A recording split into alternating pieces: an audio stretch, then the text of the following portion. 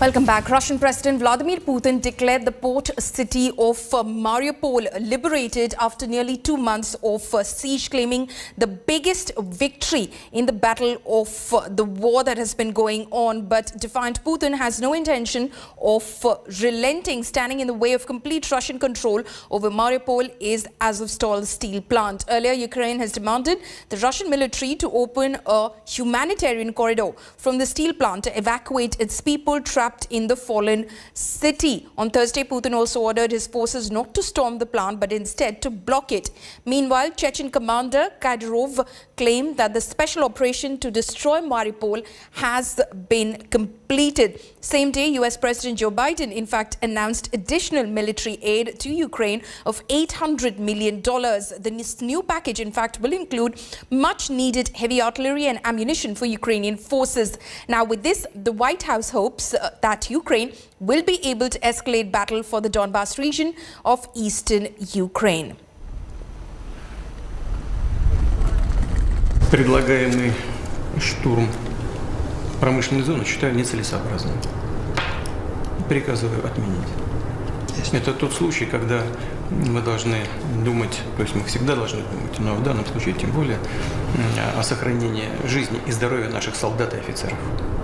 Не нужно лезть в эти катакомбы и ползать там под землей по этим промышленным объектам. Заблокируйте эту промышленную зону так, чтобы муха не пролетела. Our unity at home, our unity with our allies and partners, and our unity with the Ukrainian people is sending an unmistakable message to Putin. He will never succeed in dominating and occupying all of Ukraine. That will not happen. Russian President Vladimir Putin has declared that Ukraine's Mariupol has been successfully liberated. Putin asked his troops not to storm the Azovstal steel plant, the last remaining Ukrainian stronghold in the city, but to block it so no one can, in fact, escape. The port city is the gateway to the Sea of Azov and has both strategic and symbolic importance. It lies just 50 kilometers from the Russian border. Here's a report. Once a sprawling port city and gateway to Sea of Azov, strategic city of Mariupol has fallen to Russian troops. Putin's invasion army scoring a major win almost 2 months into the war. Ukraine losing its major stronghold after weeks of fierce war, human suffering and allegations of unimaginable war crimes. Russian President Vladimir Putin hailed what he called the successful liberation of the city.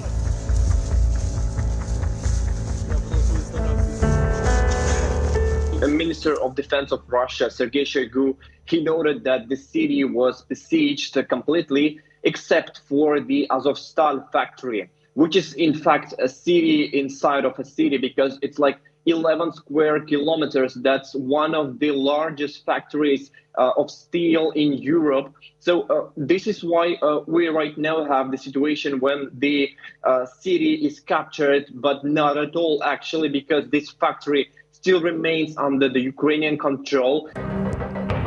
Amid all-round Russian surge in Mariupol, this Azovstal steel plant, once Europe's biggest metallurgical plants, has become the last stand for surviving Ukrainian troops, who so far fearlessly fought Russians.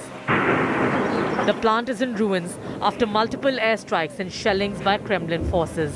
But its buildings, blast furnaces, rail yards and underground units are still serving as the hideout for Ukrainian troops, outgunned, outmanned and facing doomsday, with food, water, medicine and ammunition fast depleting due to the military siege by Russia.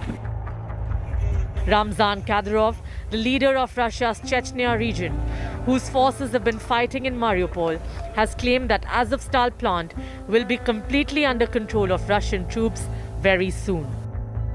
Putin, however, has decided not to storm the plant and has asked his men to lay an impregnable blockade of the entire complex to prevent anyone from escaping and to wait till Ukrainian forces run out of supplies.